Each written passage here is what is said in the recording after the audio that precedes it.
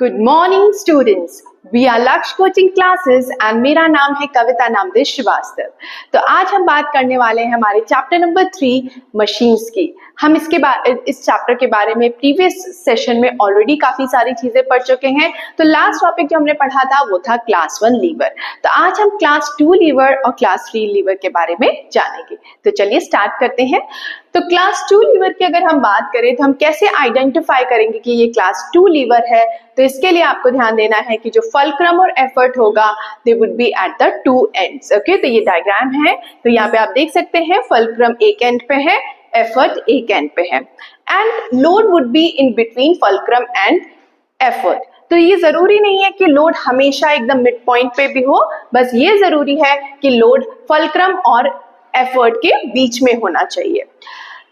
फिर जो next important thing है वो है कि जो लोड एंड एफर्ट है ये सेम साइड ऑफ फल्क्रम के होंगे। तो ये देखिए फल्क्रम है, फल्क्रम के राइट साइड में लोड है और फल्क्रम के राइट साइड में एफर्ट भी है। सो ये इसका मतलब ये हुआ कि एफर्ट और लोड सेम साइड पे होंगे फल्क्रम के, but they would be acting in opposite direction. Acting in opposite direction का देखिए, एफर्ट ऊपर की तरफ एक्ट कर रहा है तो लोड नीचे की तरफ एक्ट करेगा। ओके, तो ये चीजें आपको ध्यान में रखनी है to identify the functioning of a class 2 liver.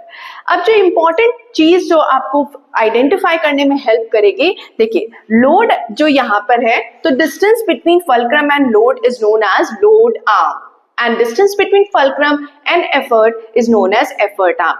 तो class 2 लीवर में students effort arm is always longer than load arm। ये चीज आपको ध्यान में देना है। और जो इम्पॉर्टेंट बात है जिसे हम क्लास 2 लीवर को as a force multiplier use करते हैं, ये है इसकी mechanical advantage and velocity ratio. Mechanical advantage and velocity ratio for class 2 lever is greater than 1। तो मैकेनिकल एडवांटेज की वैल्यू ग्रेटर देन 1 होगी और वेलोसिटी रेशियो की भी वैल्यू ग्रेटर देन 1 होगी। तो इसलिए क्लास 2 लीवर को हम as a force multiplier use करते हैं। तो चलिए देखते हैं इसके एग्जाम्पल्स क्या क्या हो सकते हैं। इसका एग्जाम्पल हो सकता है bottle opener, bar to lift a heavy load. हम इसके बारे में ऑलरेडी डिस्कस कर चुके हैं। तो ये किसका, अब यहाँ पे इसमें हमें ये समझना बहुत जरूरी है कि फल्क्रम कहाँ एक्ट कर रहा है, एफर्ट कहाँ पे एक्ट कर रहा है और लोड कहाँ पे एक्ट कर रहा है। तो यहाँ पे देखिए student, load is acting over here, effort we are applying over here and this is the fulcrum। बार की अगर हम बात करें तो यहाँ पे हम एफर्ट अप्लाई करेंगे, यहाँ पे लोड होगा एंड ये फल्क्रम। तो आप देख सकते हैं ये जो लोड आर्म है वो स्मॉलर है और एफर्ट आर्म बिगर है। अगला जो एग्जांपल है क्लास 2 लीवर का वो है व्हील बैरो। व्हील बैरो में देखिए fulcrum is over here on one and, effort is on another and और ये है आपका लोड। तो load arm is smaller than effort arm. तो एफर्ट आर्म यहाँ पे ज्यादा हो गए। Clear? So it is an example of the force multiplier. अब बात करते हैं नट क्रैकर्स। ओके, नट क्रैकर में भी देखिए एफर्ट हम यहाँ पे इस डायरेक्शन में अप्लाई कर रहे हैं, लोड इस डायरेक्शन में है और फल्क्रम। सो आई होप यहाँ तक क्लियर है। और क्या एग्जांपल्स हो सकते हैं क्लास 2 लीवर के, तो lemon crusher, paper cutter, mango cutter. आजकल मैंगोज आ रहे हैं, अचार भी डलता है, तो उसको अगर आपको मैंगो कटर देखने को मिले तो ध्यान से देखिएगा। तो there would be fulcrum on one side. Okay, load होगा जहां पे आप आर्म रखते हैं उतनी जो है लोड आर्म से फल्क्रम तक की distance. Okay, that would be the load arm and here you would be applying the effort. The effort arm would be longer than the load arm. फिर आपका डोर है, raising weight on the human body. अगर हम अपना wait पूरा toast पे रख दें तो ये भी किसका एग्जांपल हो जाएगा, क्लास 2 लीवर का। तो ये था क्लास 2 लीवर। आई होप यहाँ तक क्लियर है। So let's study the class 3 lever. तो क्लास 3 लीवर की अगर हम बात करें तो यहाँ पे आपको ध्यान देना है कि फल्क्रम और लोड इस बार एंड्स पे होंगे। ओके, तो यहाँ पे देखिए फल्क्रम एक एंड पे है और लोड दूसरे एंड पे है और जो एफर्ट होगा that would be between fulcrum and the load. तो यहाँ पे एफर्ट क्या होगा, लोड और फल्क्रम के बीच में होगा। तो अब यहाँ पे देखिए एक जो इंपॉर्टेंट चीज जो हमें यहाँ पे पहचानने में हेल्प करती है कि जो एफर्ट आर्म होगी वो इस बार स्मॉलर होगी in comparison to load arm. तो ये इस कॉन्सेप्ट को यूज करके हम आइडेंटिफाई कर सकते हैं कि यहाँ पे लीवर क्लास 3 लीवर की तरह एक्ट कर रहा है कि effort arm is always smaller than load arm. ठीक है, यहाँ पे आपको ध्यान देना है कि एफर्ट और लोड सेम साइड होंगे फल्क्रम के। देखिए फल्क्रम यहाँ पे एफर्ट भी राइट साइड है, लोड भी इस साइड है, but they would be acting in opposite direction. I hope यहाँ तक क्लियर है। सो इस बार मैकेनिकल एडवांटेज क्लास 3 लीवर का क्या होगा? So mechanical advantage for class 3 lever is less than 1 and velocity ratio is also less than 1। तो ये जो क्लास 3 लीवर्स होते हैं they are used to obtain gain in speed. Okay, तो इसके एग्जांपल्स हो सकते हैं आपका फुट रीडल। फुट रीडल बेसिकली आपने देखा होगा स्विंग मशीन्स होती है ना, उसके नीचे जिसपे हम फुट से फोर्स लगाते हैं and the swing machine starts working. तो जो हम यहाँ पे फोर्स अप्लाई कर रहे हैं वो जो एरिया है वो that is example of foot treadle, उसको हम फुट रीडल कहते हैं। शुगर टोंग्स, ओके, आपके spade to turn the soil, knife इसका एग्जाम्पल होगा क्लास 3 लीवर का। ओके, अगर हम किसी वेट को लिफ्ट करते अपनी 4 आर्म से तो ये भी इसका एग्जाम्पल होगा आपके क्लास 3 लीवर का। फायर टोंग्स, ओके, जब हम चपाती बनाते हैं तो जो चिमटा हम यूज करते हैं उसकी बात कर रहे हैं, तो फायर टोंग्स भी एग्जाम्पल है क्लास 3 लीवर। देखिए हमारे आसपास ही चीजें हैं, बस हमें इन्हें आइडेंटिफाई करना है। फिशिंग रॉड और जो आपका चप्पू होता है ना, आपके जब नाव जिसे रो करते हैं उसको कहते हैं ओर, उसका short handle oar is again an example of the class 3 lever. तो एक बार क्लास 3 लीवर को एंड क्लास 2 लीवर को रिवाइज कर लेते हैं। तो my dear student, class 2 lever में fulcrum and effort are at two ends. Load lies in between fulcrum and effort. Load and effort are on the same side of the fulcrum, but they are acting in opposite direction. Okay, effort arm for class 2 lever is always longer than the load arm, and mechanical advantage for class 2 lever is greater than 1.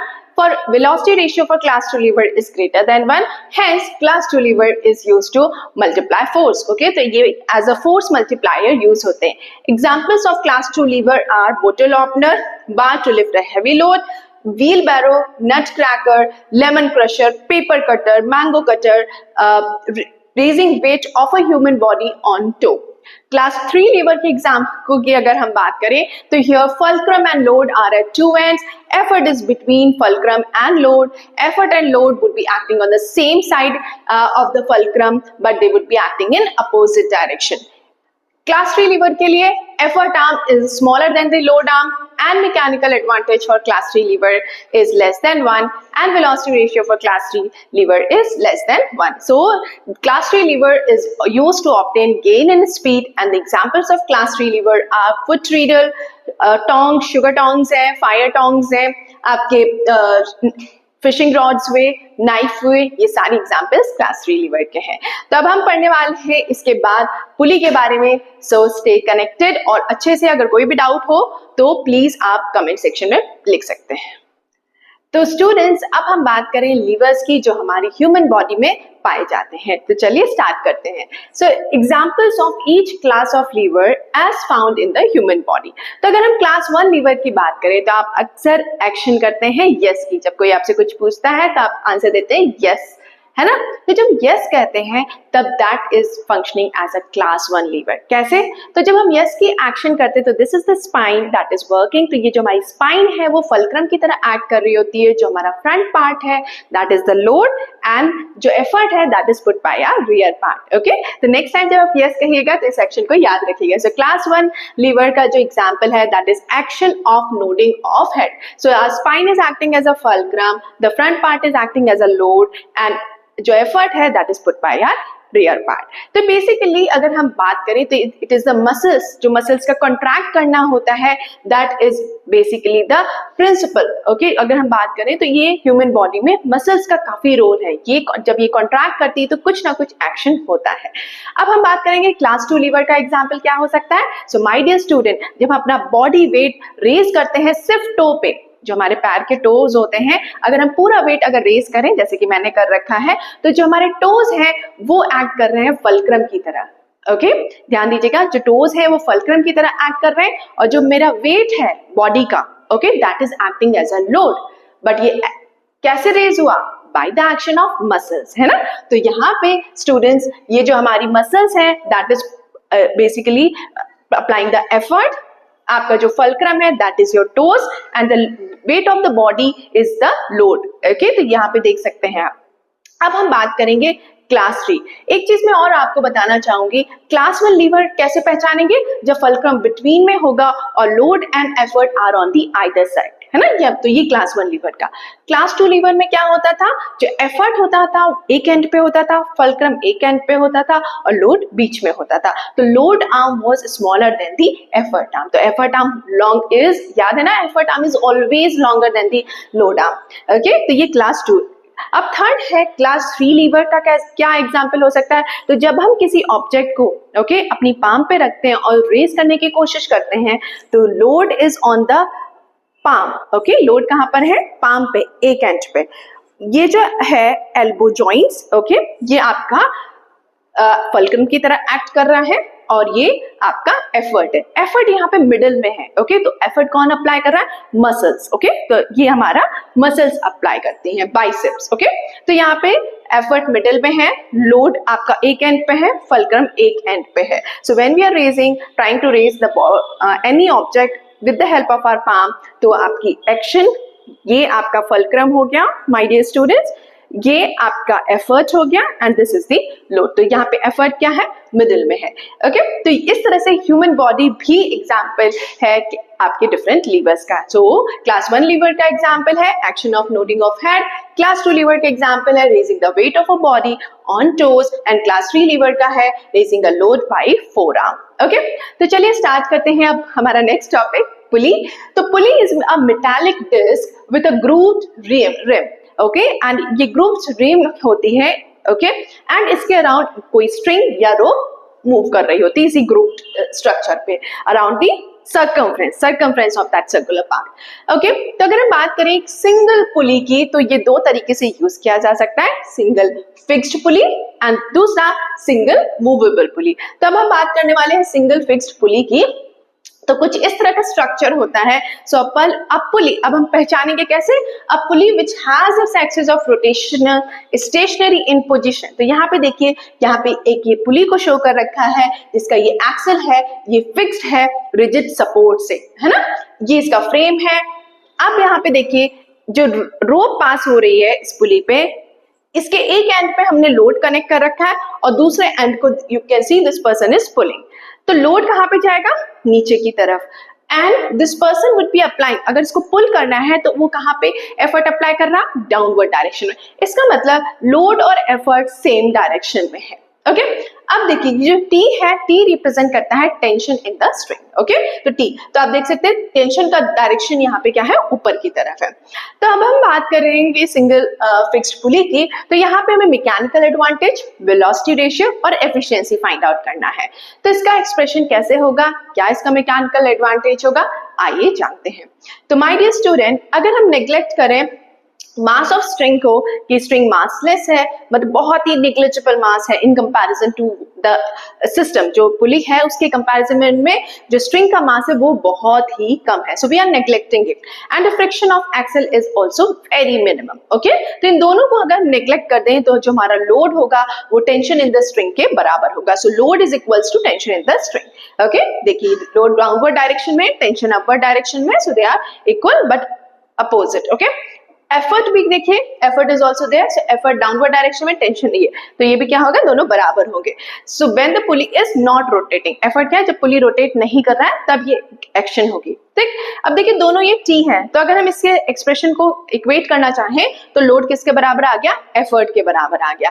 And आपको पता है mechanical advantage is the ratio of load upon effort. So load upon effort पे की अगर हम value रखें तो load की वैल्यू इक्वल्स टू T थी, एफर्ट की भी वैल्यू इक्वल्स टू T, तो मैकेनिकल एडवांटेज की वैल्यू क्या आ गई, 1। ये किस में होगी, आइडियल कंडीशंस में। अगर इसी तरह से वेलोसिटी रेशियो की बात करें, so velocity ratio is the displacement of effort to the displacement of load. तो डिस्प्लेसमेंट कितना हुआ, D का हुआ डिस्प्लेसमेंट। ठीक है, तो D upon D again it will give us, तो यहाँ पे वेलोसिटी रेशियो की वैल्यू क्या आ गई, 1। बट क्योंकि एक्चुअल मशीन, अगर हम प्रैक्टिकल मशीन की या एक्चुअल मशीन की बात करें तो मैकेनिकल एडवांटेज की वैल्यू क्या होगी, लेस देन 1 होती है। तो अगर आइडियल कंडीशन की बात करें तो मैकेनिकल एडवांटेज भी 1 है, वेलोसिटी रेशियो भी 1 है, तो इस मशीन की 100% एफिशिएंसी आनी चाहिए जब ये आइडियल कंडीशन में, आइडियल मशीन की बात कर रहे हैं। लेकिन जो सिंगल पुली है, एक्चुअल मशीन की बात करें तो मैकेनिकल एडवांटेज लेस देन 1 होता है, बट वेलोसिटी रेशियो 1 ही रहता है, तो एफिशिएंसी हमेशा लेस देन 100% मिलती है। So this is was we were talking about the single fixed pulley. I hope यहाँ पे क्लियर है। तो मैकेनिकल एडवांटेज आइडियल कंडीशन में 1 होगा और एक्चुअल मशीन की कंडीशन में लेस देन 1 होगा। Velocity ratio actual and ideal condition दोनों में 1 ही रहेगा, बट जो एफिशिएंसी होगी आइडियल कंडीशन में आपकी 1 रहेगी जो कि 100% के बराबर है, और एक्चुअल की बात करें तो it would be less than 100% because mechanical advantage was less than 1, okay, but velocity ratio आपका 1 ही रहेगा। आई होप यहाँ तक क्लियर है। तो एक बार रिवाइज कर लेते हैं। तो अभी हमने पढ़ा examples of each class of lever in our human body. तो क्लास 1 लीवर का एग्जांपल है action of nodding of head, okay. Class 2 का लीवर का एग्जांपल है raising the weight of a body on the toe, and class 3 lever का example है raising a load by the forearm, okay. फिर हमने बात करी पुली की। Pulley is a metallic disc with grooved rim and the string is passing over around the groove at its rim, okay. Single pulley दो तरह के होते हैं, single fixed pulley, single movable pulley. Single fixed pulley का mechanical advantage ideal condition में 1 होता है, velocity ratio ideal condition में 1 होता है, एफिशिएंसी आइडियल कंडीशन में 1 होती है। एक्चुअल मशीन की बात करें तो mechanical advantage is less than 1, okay, for single fixed pulley, and velocity ratio is equals to 1 and efficiency आपकी क्या हो जाएगी, लेस देन 100% होगी, ओके। तो अब हम बात करेंगे इसके बाद सिंगल मूवेबल पुली की। तो स्टूडेंट्स अब हम बात करने वाले हैं सिंगल मूवेबल पुली के बारे में, ओके। तो चलिए स्टार्ट करते हैं। तो सिंगल मूवेबल पुली अगर हम देखें तो यहाँ पे एक वर्ड यूज हुआ है मूवेबल, ओके। तो माय डियर स्टूडेंट, इस पुली में जो एक्सिस ऑफ रोटेशन है वो मूवेबल है, वो किसी फिक्स्ड पोजीशन पे नहीं है। जैसे कि हमने जब सिंगल फिक्स्ड पुली पढ़ाता था तो वहां पे एक्सिस ऑफ रोटेशन स्टेशनरी थी, बट यहाँ पे जो एक्सिस ऑफ रोटेशन है वो मूवेबल है। अब इसका मतलब क्या होता है, let's understand this with an example over here, okay. तो यहाँ पे एक डायग्राम मैंने बनाया है, यहाँ पे देखिए, यहाँ पर एक रिजिड सपोर्ट है, एक फिक्स सपोर्ट है, उससे हमने एक स्ट्रिंग का एक एंड कनेक्ट किया गया है। ये आपका मूवेबल पुली है, इसके इस एंड से लेके एक स्ट्रिंग है जो इसके रिम के अक्रॉस मूव कर रही है, ओके। ये जो दूसरा एंड है, यहाँ पे हम एफर्ट अप्लाई कर रहे हैं, और यहाँ पे with the help of a frame, यहाँ पे this is the axle of this pulley, यहाँ पे कनेक्ट किया है हमने एक लोड को, ओके। तो यहाँ पे देखिए, ये जो लोड है वो डाउनवर्ड डायरेक्शन में अप्लाई हो रहा है, और जो एफर्ट है हम ऊपर की तरफ अप्लाई कर रहे हैं, ठीक है। यहाँ पे जो आपका एफर्ट है that is equals to tension in the string, okay, and L यहाँ पे रिप्रेजेंट कर रहा है लोड को। तो चलिए इसको समझते हैं, इसका मैकेनिकल एडवांटेज क्या होता है, वेलोसिटी रेशियो क्या होता है, और एफिशिएंसी क्या होती है सिंगल मूवेबल पुली की, इसकी बात करते हैं। सो माय डियर स्टूडेंट, ध्यान से देखिए, ये जो लोड है वो इक्वली डिवाइड हो रहा है, okay, tension in the string. So यहाँ पे लोड की अगर हम वैल्यू देखें तो it is equals to T plus T. यहाँ पे इस चीज को ध्यान दीजिएगा, T plus T, because equally divided, string same है, रोप जो है वो सेम है। सो यहाँ पे load is equals to T plus T, so that is equals to twice of T, 2t के बराबर हो गया। एफर्ट क्या है, एफर्ट हम कहाँ पे दे रहे हैं, इस एंड पे स्ट्रिंग के, है ना, इस रोप के इस एंड पे हम एफर्ट, एफर्ट किसके बराबर हो गया, टेंशन इन द स्ट्रिंग के बराबर। तो effort is equals to tension in the string, load is equal to twice of T. तो अगर हम देखें तो एफर्ट किसके बराबर हो गया, लोड अपॉन 2 के बराबर हो गया, मतलब half of the load, okay. मतलब हम जो एफर्ट अप्लाई कर रहे हैं, जो हमें लोड पुल करना है, उसका आधा एफर्ट है, तो लोड का जस्ट आधा एफर्ट हम यहाँ पे अप्लाई कर रहे हैं। चलिए अब आपको पता है मैकेनिकल एडवांटेज है लोड अपॉन एफर्ट के बराबर, है ना। सो मैकेनिकल एडवांटेज फाइंड आउट करते हैं हम। सो लोड की वैल्यू बेटा क्या थी, twice of T. So students twice of T, effort की वैल्यू क्या है, टी।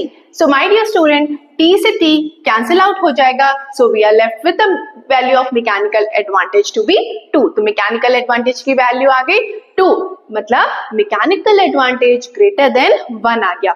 और आपको पता है जब मैकेनिकल एडवांटेज ग्रेटर देन 1 होता है, इसका मतलब मशीन कैसे फंक्शन कर रही है, एक फोर्स मल्टीप्लायर की तरह, ठीक है। तो ये था mechanical advantage of a single movable पुली। अब हम बात करने वाले हैं वेलोसिटी रेशियो की।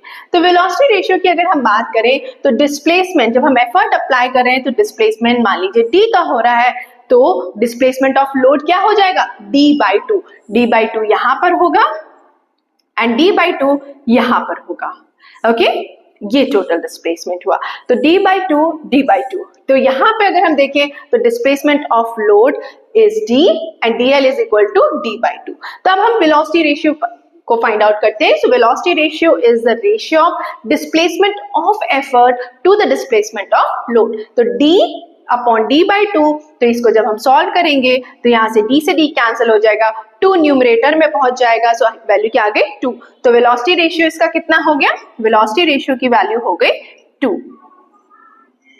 ठीक, अब हमने पढ़ा कि mechanical advantage single movable pulley का 2 है, velocity ratio single movable pulley का 2 है। तो अब हम मैकेनिकल एडवांटेज और वेलोसिटी रेशियो का यूज करके एफिशिएंसी कैलकुलेट कर सकते हैं। So efficiency is equal to mechanical advantage upon velocity ratio, so 2/2 equals to 1। तो यहाँ पे एफिशिएंसी कितनी होगी, 100%। बट ध्यान दीजिएगा 100% एफिशिएंसी हम किस केस में कह रहे हैं, जब हम आइडियल कंडीशन, आइडियल मशीन की बात कर रहे हैं। तो यहाँ पे अगर हम पुली को आइडियल मशीन कंसिडर करें तो एफिशिएंसी 100% होगी। बट आपको पता है there would be some losses happening, there would be अब वो losses किस वजह से, तो अगर हम एक एक्चुअल मशीन, एक प्रैक्टिकल मशीन की बात करें तो 2 इंपॉर्टेंट कॉज हैं जिसकी वजह से लॉसेस या मशीन होते हैं और मशीन 100% एफिशिएंट नहीं होती है।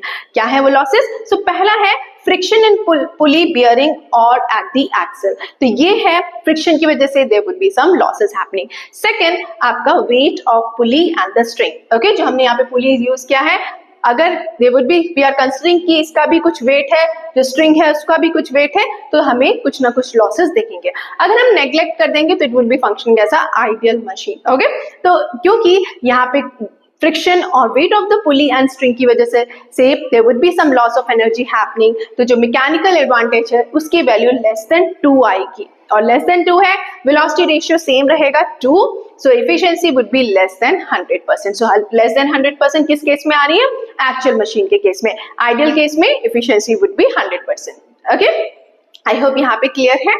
Now let's understand the ways to change the direction of effort by using a movable pulley। तो इसके लिए हम क्या कर रहे हैं, एक movable pulley और एक fixed pulley को combine कर रहे हैं। So let's see, यहाँ पे हमने देखिए एक डायग्राम बनाया है, यहाँ पे रिजिड सपोर्ट है, इससे हमने एक मूवेबल पुली यूज किया है और एक फिक्स्ड पुली यूज किया है। तो यहाँ पे आप ध्यान दीजिएगा कि लोड यहाँ पर है कनेक्टेड किससे, मूवेबल पुली से। यहाँ पे tension in the string, T represent कर रहा है टेंशन इन द स्ट्रिंग को, यहाँ पे T रिप्रेजेंट कर रहा है टेंशन इन द स्ट्रिंग को। ओके, तो यहाँ पे इसमें और इस डायग्राम में फर्क है कि यहाँ पे एफर्ट हम अपवर्ड डायरेक्शन में अप्लाई कर रहे हैं और यहाँ पे हम एफर्ट यहाँ पे डाउनवर्ड डायरेक्शन में अप्लाई कर रहे हैं। क्यों कर रहे हैं? सो दैट हम कन्वीनियंटली अपनी मशीन को यूज कर सकें, okay, without much effort. Okay, तो यहाँ पे हमने क्या किया, so we have by changing the direction of effort, okay, हम यहाँ पे इस वर्क को और भी इजियर बना रहे हैं। ठीक, तो अब हम यहाँ पे देखें तो इसका मैकेनिकल एडवांटेज बिल्कुल सेम रहता है सिंगल मूवेबल पुली का के डायग्राम।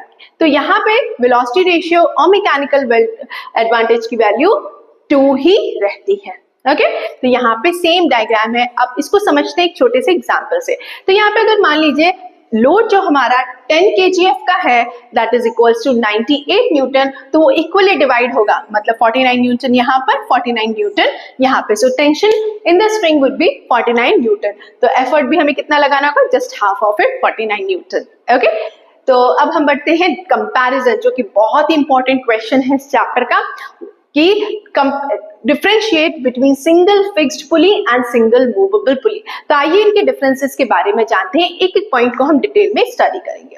तो सबसे पहला क्या है, सिंगल फिक्स्ड पुली, मतलब यहाँ पर जो पुली है it is fixed to a rigid support. किसमें? सिंगल फिक्स्ड पुली में। सिंगल मूवेबल पुली में it is not fixed to a rigid support, it is movable, है ना। Second important difference is about the mechanical advantage. तो second important difference कि अगर हम ideal case में सिंगल फिक्स्ड पुली की बात करें तो इसका मैकेनिकल एडवांटेज होता है 1, और अगर हम मूवेबल पुली की बात करें, सिंगल मूवेबल पुली की, तो इसका जो आपका मैकेनिकल एडवांटेज होता है उसकी वैल्यू 2 होती है, जो अभी हमने कैलकुलेट किया है। वेलोसिटी रेशियो की थर्ड इंपॉर्टेंट पॉइंट जो बन सकता है कि आइडियल केस में वेलोसिटी रेशियो सिंगल फिक्स्ड पुली के केस में 1 होता है और सिंगल मूवेबल पुली के केस में 2 होता है आइडियल केसेस में। ओके, सिंगल फिक्स्ड पुली का हम बेसिकली यूज करते हैं to change the direction of effort. Okay, मतलब अपवर्ड से डाउनवर्ड डायरेक्शन में। अगर हम मूवेबल पुली की बात करें so it is used as a force multiplier, जैसा कि अभी हमने देखा था।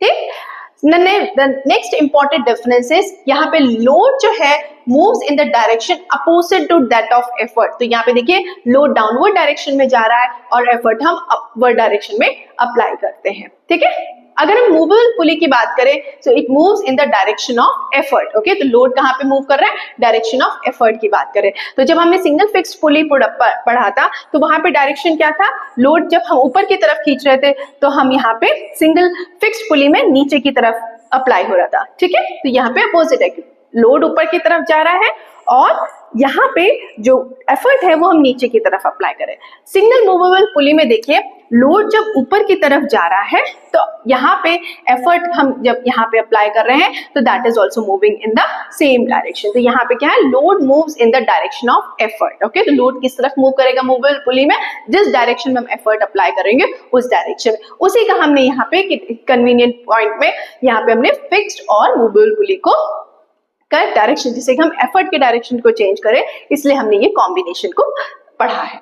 Now, weight of the pulley itself doesn't affect the mechanical advantage. Okay, तो weight itself नहीं mechanical advantage को affect कर रहा है single fixed pulley के केस में।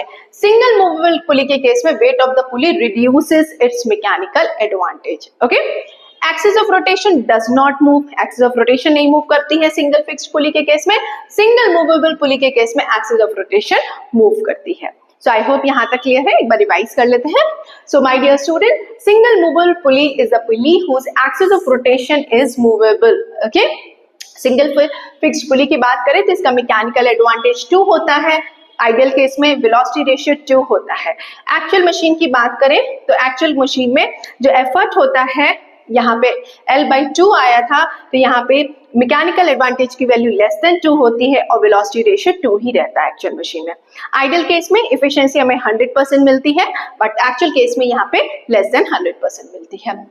ओके, फिर हमने सिंगल फिक्स्ड पुली और सिंगल मूवेबल पुली के बारे में पढ़ा, जिसमें mechanical advantage single fixed pulley का 1 होता है और सिंगल मूवेबल पुली का 2 होता है। Velocity ratio single fixed pulley का 1 होता है और सिंगल मूवेबल पुली का 2 होता है। आई होप यहाँ तक क्लियर है। तो इन सारी पॉइंट्स को अच्छे से गो थ्रू करेगा एंड इस क्वेश्चन को अच्छे से प्रिपेयर करेगा। कोई डाउट है तो आप कमेंट सेक्शन में लिख सकते हैं। तो स्टूडेंट्स, अब हम बात करने वाले हैं कॉम्बिनेशन ऑफ पुली के बारे में। तो सबसे पहले हम जानेंगे कि कॉम्बिनेशन ऑफ पुली का यूज हम क्यों करते हैं। तो इसका मेन रीजन है, कई बार लोड बहुत ज्यादा हैवी होता है और उसे लिफ्ट करने में काफी डिफिकल्टी होती है। तो ऐसे हैवी लोड को एक जगह से दूसरे जगह शिफ्ट करना भी काफी डिफिकल्ट टास्क है। तो इसको हम कॉम्बिनेशन ऑफ पुली से इसको एक जगह से दूसरी जगह शिफ्ट कर सकते हैं। सो this is the need for combination of pulley. अब इसको हम कैसे इस टास्क को कंप्लीट करते हैं, तो इसमें हमारा मेन पर्पस है कि एक लिफ्ट को, एक हैवी लोड को एक जगह से दूसरी जगह शिफ्ट करना। तो ऐसे में हमें मैकेनिकल एडवांटेज की वैल्यू ग्रेटर देन 2 की रिक्वायरमेंट है। तो मेन पर्पस है हमारा कॉम्बिनेशन ऑफ पुली को यूज करने का कि मैकेनिकल एडवांटेज हमें 2 से ज्यादा मिले। तो इसको हम 2 तरीके से कंप्लीट करते हैं। तो पहला जो तरीका है वो है कि इस एक कॉम्बिनेशन में हम एक फिक्स्ड पुली रखेंगे और कुछ सेवरल पुलीज का यूज करेंगे। सो पहला कॉम्बिनेशन में एक फिक्स्ड पुली है और आपके सेवरल मूवेबल पुली है जो कि एक रिजिड सपोर्ट से कनेक्टेड है। और जो दूसरा कॉम्बिनेशन है उसको हम कहते हैं ब्लॉक एंड टैकल सिस्टम, जिसमें 2 ब्लॉक्स होते हैं। सेवरल पुलीज का हम यूज करते हैं, कुछ पुलिस को हम अपर ब्लॉक में प्लेस करते हैं और कुछ पुलिस को हम लोअर ब्लॉक में प्लेस करते हैं। तो जो अपर ब्लॉक में जो पुलिस होते हैं वो फिक्स्ड पुलिस होते हैं और जो लोअर ब्लॉक में हम पुली का यूज करते हैं वो मूवेबल पुली होते हैं। तो इस तरह से हम 2 कॉम्बिनेशन को ब्लॉक को एक साथ यूज करते हैं। तो ये 2 अलग अलग कॉम्बिनेशन है। इन्हीं कॉम्बिनेशन के बारे में हम डिटेल में पढ़ते हैं। तो चलिए स्टार्ट करते हैं हमारे केस 1 से, जिसमें हमने एक फिक्स्ड पुली यूज किया है और सेवरल मूवेबल पुली का यूज किया है। तो देखिए यहाँ पे एक रिजिड सपोर्ट है जिसमें हमने एक फिक्स्ड पुली को कनेक्ट करा है और ये आपके A, B और C मूवेबल पुली है। तो टोटल इस कॉम्बिनेशन में 4 पुलीज का यूज किया गया है। तो जो फिक्स्ड पुली है उसको हमने D नेम दिया है और उसके अक्रॉस जो स्ट्रिंग घूम रही है वो उसके में जो टेंशन है वो T3 से नेम किया गया है। और जो हमारे मूवेबल पुली है वो है आपके A, B एंड C। तो ये 3 मूवेबल पुली है। अब देखिए जो लोड है हमने अटैच किया है पुली A से, तो जो इसमें स्ट्रिंग होगी वो मैक्सिमम स्ट्रिंग होगी। तो टेंशन जो हमारी फिक्स्ड पुली में होगी वो सेम होगी। तो आप देख सकते हैं T3, T3, T3, तो ये सेम स्ट्रिंग। तो एक ही ऐसा सी स्ट्रिंग होगी जिसमें टेंशन सेम होगी, बाकी टेंशन 1, 2 एंड 3 ये इन सब की स्ट्रिंग जो है उसमें जो टेंशन होगी डिफरेंट स्ट्रिंग्स में टेंशन B की वैल्यू भी डिफरेंट होगी। तो जो मैक्सिमम टेंशन होती है वो आपकी होती उस पुली से में से जिससे लोड अटैच किया। तो इसका मतलब T1 यहाँ पे मैक्सिमम टेंशन वाली स्ट्रिंग है। आई होप यहां तक क्लियर हो गया है।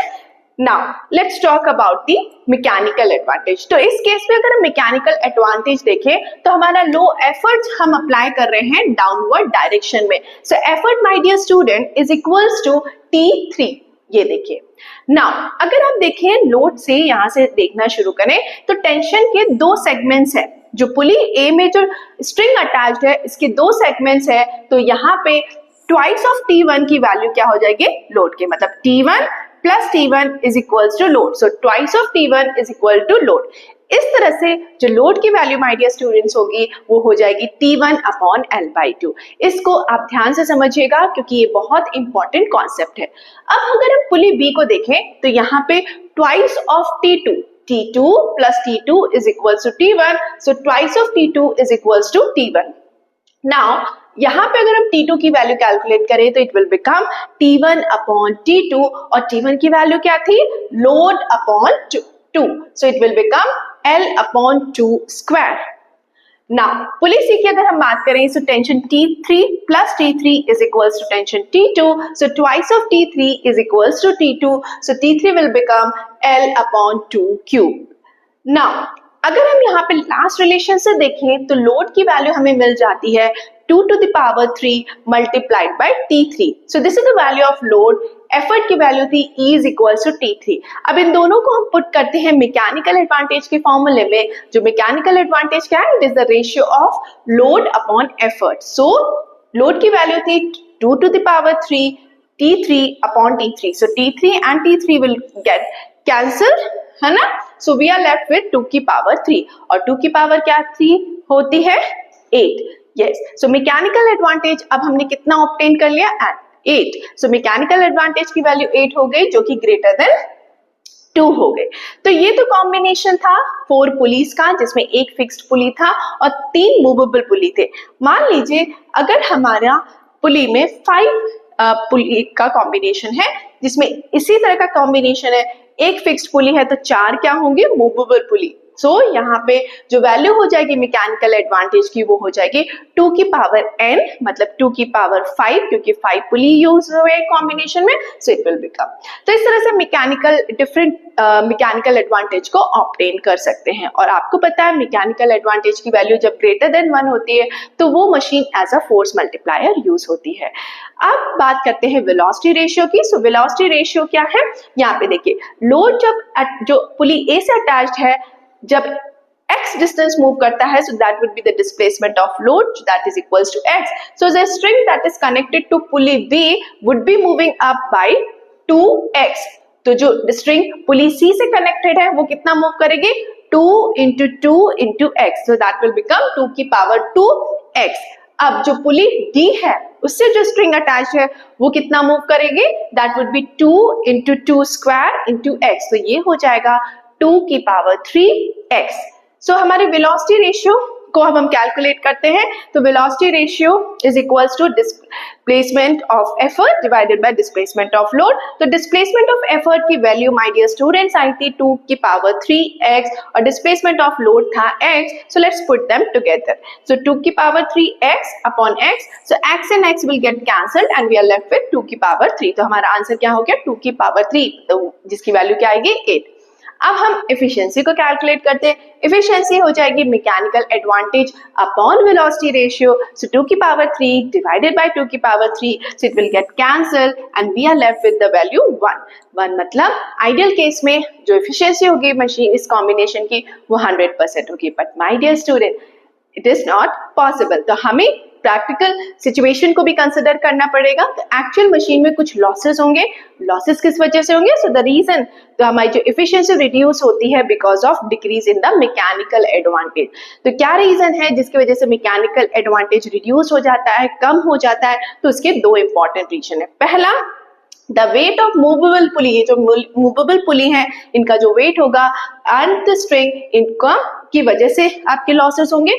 दूसरा आपका friction between the pulley, combination of pulley, ये जो बियरिंग्स है, friction between bearing and the bearing of the पुली। तो ये दो रीजन है जिसकी वजह से आपका मैकेनिकल एडवांटेज की वैल्यू कम हो जाएगी। वेलोसिटी रेशियो में कोई चेंज नहीं होगा, वो सेम रहेगा एंड एफिशिएंसी भी रिड्यूस लेस देन 100% मिलेगी। तो एक बार रिवाइज कर लेते हैं, आई होप यहाँ तक क्लियर है। So let's revise it. तो आज हमने पढ़ा कॉम्बिनेशन ऑफ पुली के बारे में। तो कॉम्बिनेशन ऑफ पुली की जरूरत इसलिए है so that we can lift a heavy load from one place to another and in order to obtain the mechanical advantage greater than 2। फिर हमने दो कॉम्बिनेशन के बारे में पढ़ा। पहला कॉम्बिनेशन जिसमें हम एक फिक्स्ड पुली और सेवरल मूवेबल पुली का यूज करते हैं, और जो दूसरा कॉम्बिनेशन था जिसको हम ब्लॉक एंड टैकल सिस्टम कहते हैं, इसमें दो आपके ब्लॉक्स होते हैं। अपर ब्लॉक में फिक्स्ड पुली का यूज करते हैं और लोअर ब्लॉक में हम मूवेबल पुली का यूज करते हैं। फिर हमने पढ़ा मैकेनिकल एडवांटेज ऑफ केस 1 जिसमें हमने एक फिक्स्ड पुली, सेवरल और मूवेबल पुली का यूज किया। तो यहाँ पे हमने इसमें 3 मूवेबल पुली, एक फिक्स पुली का यूज किया था, तो इसकी मैकेनिकल एडवांटेज होगी 2 की पावर 3। अगर हम n नंबर ऑफ पुलिस की मूवेबल, अगर हम बात करें कि n number of pulleys are used in the combination, तो मैकेनिकल एडवांटेज आपकी 2 की पावर n हो जाएगा। वेलोसिटी रेशियो इस कॉम्बिनेशन का 2 की पावर 3 रहेगा। एफिशिएंसी की वैल्यू आइडियल केस में 100% रहेगी और एक्चुअल मशीन के केस में it would be less than 100%। I hope यहाँ तक क्लियर है। अगर कोई डाउट है तो आप कमेंट सेक्शन में लिख सकते हैं। इसके बाद हम पढ़ेंगे हमारे केस 2 के बारे में जो कि है ब्लॉक एंड टैकल सिस्टम। तो स्टूडेंट्स अब हम बात करने वाले हमारे केस 2 जिसको हम ब्लॉक एंड टैकल सिस्टम से जानते हैं। तो चलिए आगे देखते हैं। तो अगर हम केस 2 की बात करें तो ये कहलाता है ब्लॉक एंड टैकल सिस्टम। इसमें हम सेवरल पुलीस को यूज करते हैं 2 ब्लॉक्स में।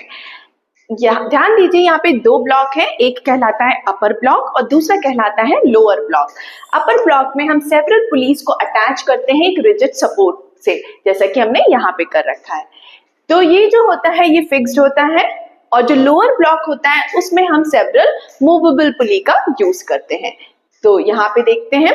अब क्योंकि हम एफर्ट को चाहते हैं कि बहुत ही कन्वीनियंटली अप्लाई कर सके, सो हियर डाउनवर्ड डायरेक्शन में एफर्ट को हम कन्वीनियंटली अप्लाई कर रहे हैं। So for convenience of applying effort in the downward direction, हम यहाँ पे आपको ध्यान रखना है कंडीशन कि यहाँ पे 2 कंडीशन है पॉसिबल। एक, यहाँ पे नंबर ऑफ जो मूवेबल पुली है या तो वो इक्वल होंगे, जैसा कि हमारा इस डायग्राम में दिख रहा है, equal to the number of fixed pulley in the upper block, okay. या फिर जो हमारा सेकेंड सिस्टम है वहां पे number of movable pulley in the lower block would be 1 less than the upper block. जैसे कि यहाँ पे आप देख सकते हैं जो नंबर ऑफ पुली है वो कितने हैं, 1 2 3 4 5। तो ये 5 नंबर ऑफ पुलिस यहाँ पे यूज हुए हैं। तो 5 क्या है, एक ऑड नंबर है, इसको इस तरह से समझिए। तो जो नीचे वाला होगा उसमें 2 होंगे और ऊपर वाले में 3 होंगे। तो अपर ब्लॉक में 3 फिक्स्ड पुली होंगे यूज और यहाँ पे लोअर ब्लॉक में 2 मूवेबल पुली होंगे। तो 3 से 1 कम हुआ, तो ये हो गया इस लाइन का मतलब कि जो number of movable pulley in the lower block would be less than the number of fixed pulley in the upper block.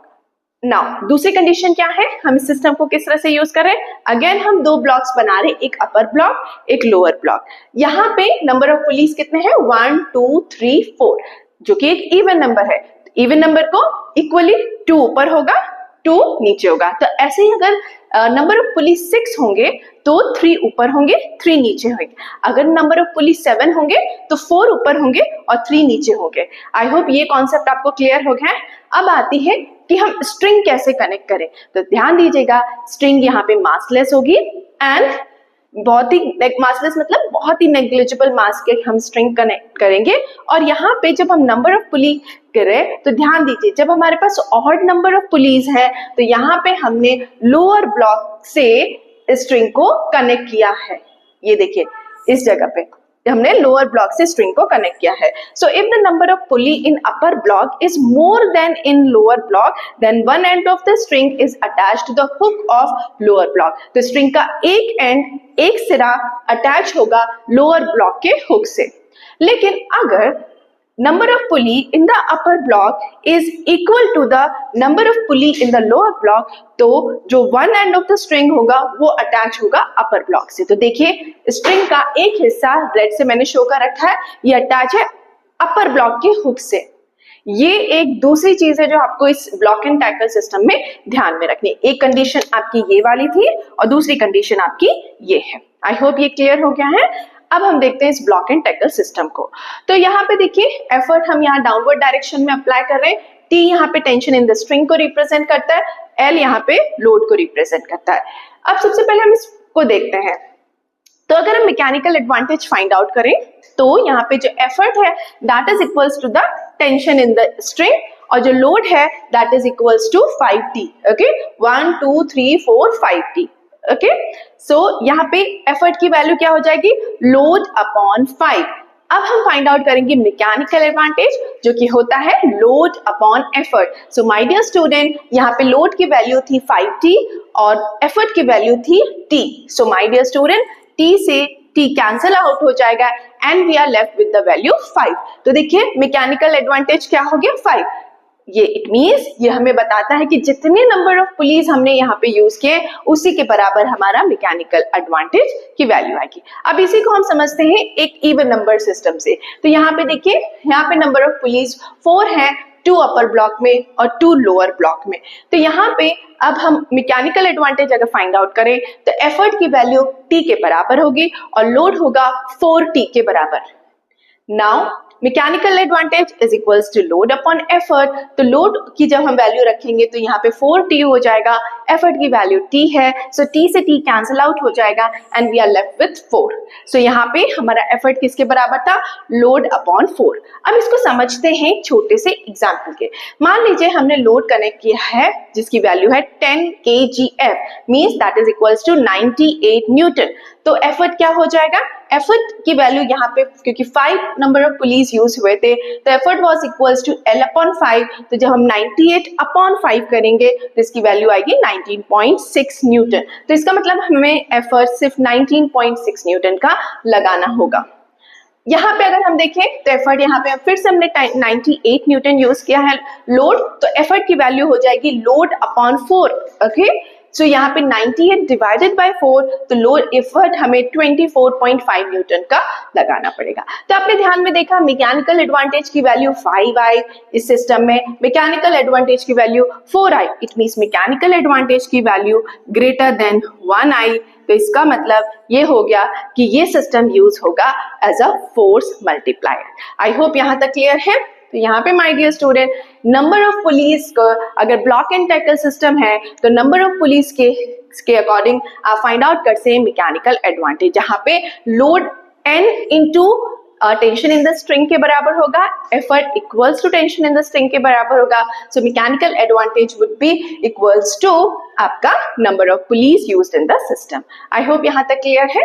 Then will study about velocity ratio. तो एक बार रिवाइज कर लेते हैं। सो माय डियर स्टूडेंट, हम यहाँ पे block and tackle system में जो सेवरल पुलिस अटैच करते हैं तो इनको 2 डिफरेंट ब्लॉक्स में डिवाइड कर देते हैं। एक कहलाता है upper block and the second one is known as lower block. फिर हम यहाँ पे जो अपर ब्लॉक होता है उसमें फिक्स्ड पुलीज यूज करते हैं एंड जो लोअर ब्लॉक होता है उसमें मूवेबल पुली यूज करते हैं।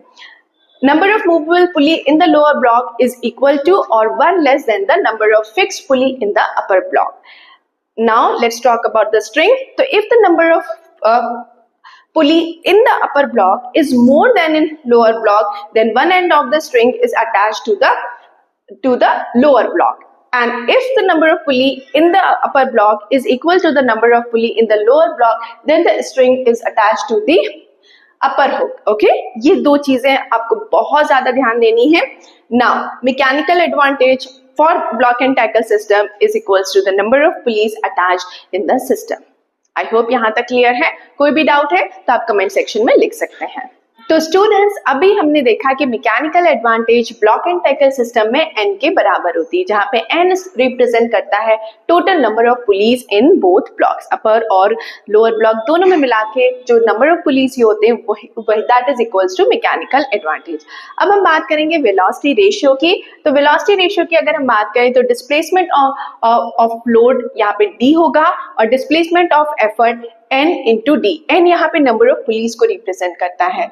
तो जब वेलोसिटी रेशियो कैलकुलेट करेंगे तो वेलोसिटी रेशियो क्या है? It is the ratio of displacement of effort to the displacement of load. तो यहाँ पे हम डिस्प्लेसमेंट ऑफ एफर्ट की वैल्यू को रखेंगे n इंटू डी और डिस्प्लेसमेंट ऑफ लोड की वैल्यू को रखेंगे d. तो d से d my dear students cancel हो जाएगा. तो वेलोसिटी रेशियो की वैल्यू हमारी होगी number of pulleys के बराबर. So total number of pulleys in both the blocks is equals to velocity ratio. अब बात आती है efficiency की. तो efficiency पता है आपको कि that is equals to mechanical advantage and upon velocity ratio. तो mechanical advantage हमारा n था, velocity ratio भी n था, तो दोनों एक दूसरे को कैंसिल आउट कर जाएंगे and we are left with 1. ये आपको बताता है कि इफिशिएंसी 100% होगी. तो माय डियर स्टूडेंट, ये तो आइडियल केस की बात है, लेकिन अगर हम एक्चुअल मशीन की बात करें तो there would be some reduction in the efficiency थोड़ा सा रिड्यूस हो जाएगी. क्या क्या रीजन होते हैं एफिशिएंसी के रिड्यूस होने को? चलिए इनको डिस्कस करते हैं. So reasons for reduce efficiency in actual machine. सबसे पहला रीजन है friction of bearing in the पुली.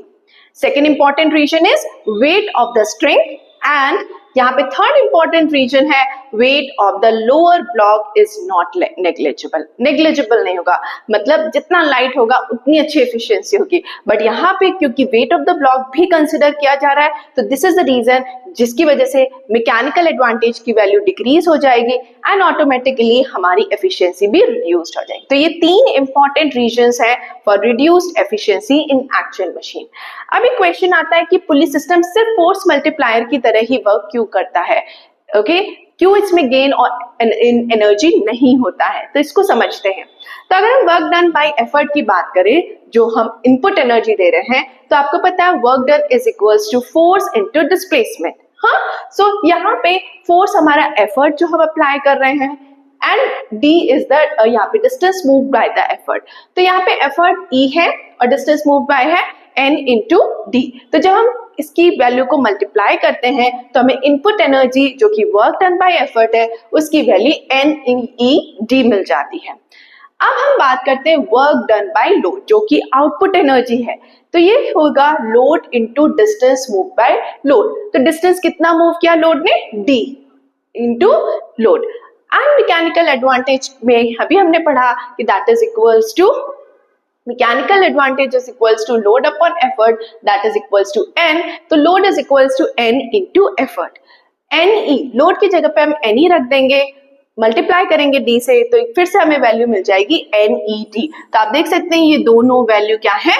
बराबर है. इसका मतलब input energy and output energy की वैल्यू सेम है. इसका मतलब there is no gain in energy in a pulley system. तो यहाँ पे पुली सिस्टम किस तरह से यूज हो रहा है? As a force multiplier. Force multiplier वो मशीन्स होती हैं जिसमें मैकेनिकल एडवांटेज की वैल्यू ग्रेटर देन 1 होती है. अब एक छोटी सी बात आपको मैं बताना चाहूंगी कि what is the effects of weight of pulley on mechanical advantage, velocity ratio and efficiency. तो हमने जो लास्ट रीजन पढ़ा था that was weight of the lower block is not negligible. तो यहाँ पे देखिए effort is equals to tension in the string. अब यहाँ पे हम लोड के साथ total weight of the lower block along with pulley को भी कंसिडर करें, जिसको हमने W माना है। So L plus W is equals to N into T। तो यहाँ पे L की वैल्यू हो जाएगी, W उस साइड चला जाएगा, okay, on the right hand side, so NT minus W। अब यहाँ पे हम इसको रिप्लेस करेंगे इसे, क्योंकि T एफर्ट के बराबर था, तो load is equals to N into E minus W।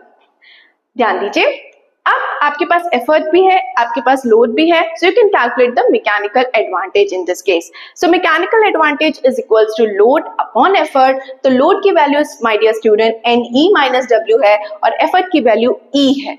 तो यहाँ पे जब हम यहाँ पे E से E कैंसिल हो जाएगा, when we will solve this equation, so we are left with only N, और यहाँ पे बच जाएगा W अपॉन E। तो मैकेनिकल एडवांटेज आप देख सकते हैं N से कुछ कम हो गया। आइडियल केस में मैकेनिकल एडवांटेज की वैल्यू N आ रही थी, बट यहाँ पे you can see there is a minus sign also, so N minus W upon E। तो आपके देख सकते हैं कि मैकेनिकल एडवांटेज थोड़ा सा रिड्यूस्ड हो गया, बट वेलोसिटी रेशियो में कोई चेंज नहीं आएगा, वेलोसिटी रेशियो N ही रहेगा, जैसा कि हमने यहाँ पे कैलकुलेट किया है। So there is no change in velocity ratio, but mechanical advantage reduce हो गया है, आइडियल केस से लेस देन N हो गया। तो इस तरह से अगर हम एफिशिएंसी कैलकुलेट करेंगे, that is equals to mechanical advantage upon velocity ratio, so N minus W upon E divided by N, so we are left with 1 minus W upon NE। तो देखिए आइडियल केस में क्या आनी चाहिए थी, N की value, efficiency की value 1 जो कि 100% आनी चाहिए थी, बट यहाँ पे माइनस साइन आप देख सकते हैं, सो 1 माइनस W अपॉन NE। तो यहाँ पे आप देख सकते हैं कि efficiency is reduced due to the weight of the lower block। तो यहाँ पे efficiency lower block के weight की वजह से reduce हो चुकी है। तो अगर हमें efficiency को बढ़ाना है तो lower block को जितना light हो सके उतना possible रखना है। So यहाँ पे to obtain more efficiency we have to reduce the weight of the lower block as possible as। And दूसरी चीज क्या थी, क्या लॉसेस का रीजन थे, friction of bearing in the पुली। तो इसके लिए हम यूज कर सकते हैं लुब्रिकेंट, सो दैट हम फ्रिक्शन को कम कर सकते हैं। इन दो कॉन्सेप्ट्स को हम यूज करके ग्रेटर एफिशिएंसी को अचीव कर सकते हैं। Okay, so more weight of the lower blocks, जितना वेट ज्यादा होगा उतनी कम एफिशिएंसी होगी। तो माय डियर स्टूडेंट ध्यान दीजिएगा इस कॉन्सेप्ट को, ये बहुत इंपॉर्टेंट कॉन्सेप्ट है कि ग्रेटर एफिशिएंसी के लिए आपको पुली का जो लोअर ब्लॉक है ब्लॉक एंड टैकल सिस्टम में उसको लाइटर रखना है और यूज ऑफ लुब्रिकेंट्स करना है। तो चलिए एक बार रिवाइज कर लेते हैं। तो mechanical advantage is equals to N for the block and tackle system, velocity ratio is equals to N for the block and tackle system, efficiency is equals to 100% for the ideal case, but there is reduction in efficiency because of three important factors: friction of bearing in the pulley, weight of the string and weight of the lower block. These are the three important reasons by which there is reduction in the efficiency. Why pulley system is not a force is only used as a force multiplier? Because there is no gain in energy। जो आप देख सकते हैं कि input energy भी NE into D था और output energy भी N into D था। Now effects of weight of pulley on MA, VR and efficiency। तो MA पे क्या फर्क पड़ रहा है, MA will now become N minus W upon E, VR would be equals to N, so there would be no change, and efficiency will become, the value of efficiency will become 1 minus W upon N। So my dear student, इस तरह से हम पहुंच गए हमारे session के and पे। I hope आप सभी को ये सेशन पसंद आया होगा। तो प्लीज इसको लाइक करिएगा, शेयर करिएगा अपने फ्रेंड्स से, जिससे कि उनको भी इसका बेनिफिट मिल सके और उनको भी स्टडीज में हेल्प मिल सके। अगर कोई डाउट हो तो कमेंट सेक्शन में लिखना मत भूलिएगा, हम उसे जरूर से सॉल्व करेंगे। और हमारे चैनल को सब्सक्राइब जरूर करिएगा, जिससे कि आप अपनी स्टडीज को कंटिन्यू रख सके और बेनिफिट हो सके। So thank you for watching us, have a nice day.